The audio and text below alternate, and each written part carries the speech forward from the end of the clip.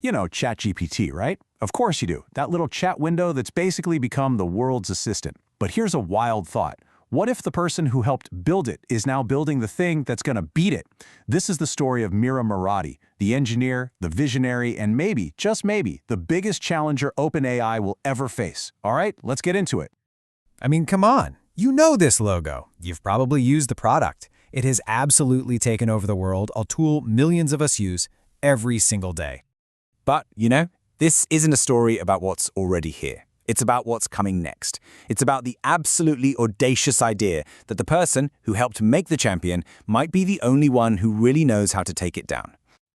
To really get what a big deal this is, you first have to appreciate the sheer scale of the champion.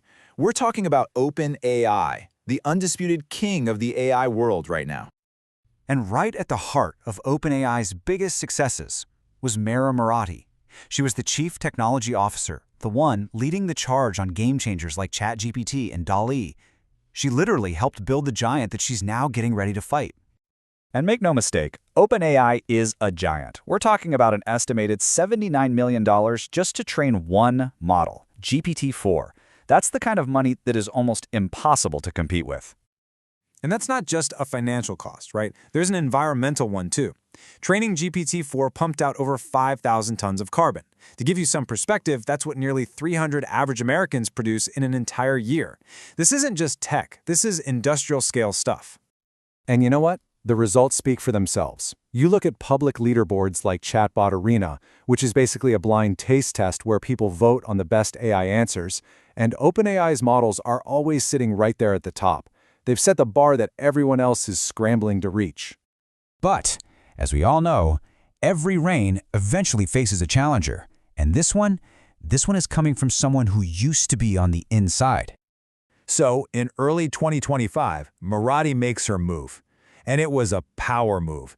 In one quick motion, she leaves OpenAI, starts her own company, Thinking Machines Lab, and takes some of the top minds from her old team with her, including an AI legend, John Schulman. And get this, they didn't just start small. They hit the ground running with an absolutely mind-blowing $2 billion seed round. Yeah, you heard me right, a seed round. This thing wasn't a startup. It was born a titan, instantly credible and with incredibly deep pockets. So what's the master plan? Well, a huge part of it seems to be this difference right here. OpenAI's models are what you call closed weight. Think of it like a secret recipe. The secret sauce stays locked in their kitchen.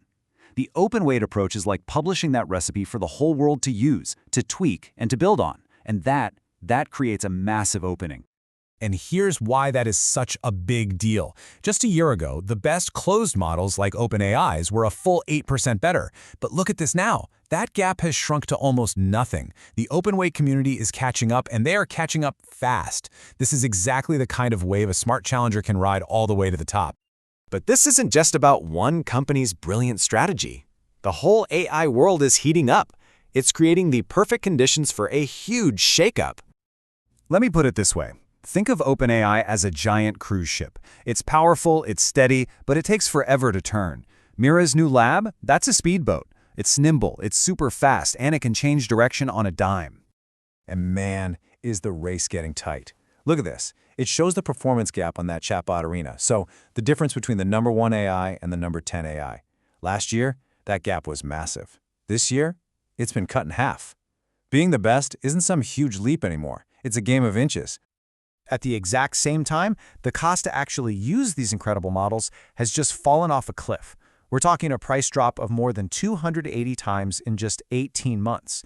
That means way more developers and startups can actually afford to get in the game and compete. Okay, I love this analogy because it just nails it.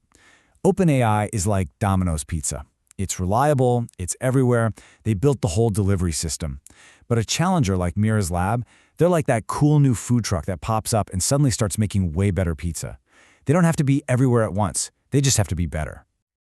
So you see, this whole battle isn't really about who gets the most customers or market share. The stakes are so much higher than that. This is about who gets to define the future of intelligence itself. See, the mission here isn't just to build a more powerful AI than ChatGPT, it's to build a better one.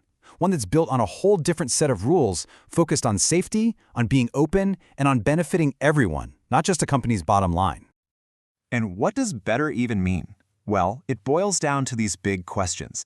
Can we actually understand why an AI said what it said? Is it safe from being misused? Is it fair? Does it protect our privacy?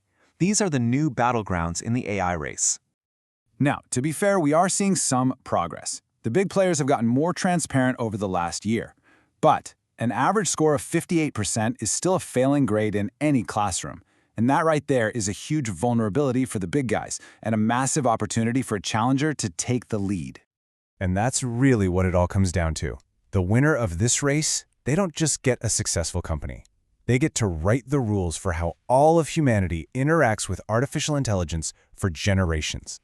So the next time you type a question into ChatGPT, just remember this story. The amazing technology that's answering you was built by a team of absolute visionaries. And now, one of those same visionaries is busy building the very thing that could make it all obsolete. The race to build more powerful AI is definitely on. But maybe the more important race, the one to build better AI, is really just getting started. And the real question for all of us is, who do we actually want to see cross that finish line first?